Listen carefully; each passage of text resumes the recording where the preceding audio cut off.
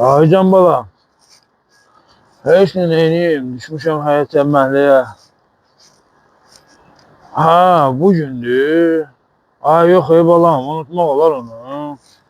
Gözlə mən 2 dəqiqəyə restoranadan gedeyim, yer rezerv edeyim, 2 nəfərlik yığıram səni. Oldu. Ah Vasif, bugün hər şey üstüme gəlir. Vay səni verən Allaha qurban olum mən. Cibi olub başı boş qardaşım. Boş burada neyse. Kardeşim salam Aleyküm aleyküm. salam. Boş burada ne yaşıyorsun? Ne var ne yok? Danış göreyim ne oldu bay baş. Ne bileyim ey kardeşim, kanım karadı biraz. Gelende məhəll uşağını gördüm. Kasıb adamlar, yemeğe çörək tapmırlar. Üstündə nə var nə yok hamısını verdim ona. Ürəyim dözmədi yenə. Uşaqlardan açırıq, görə nə köməkli edə bilirik.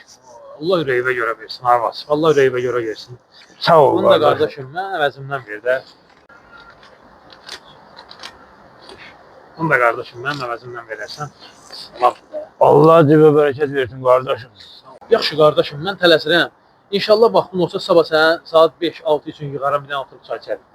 Oldu. Heçsin kardeşim. Kardeş saat demişən.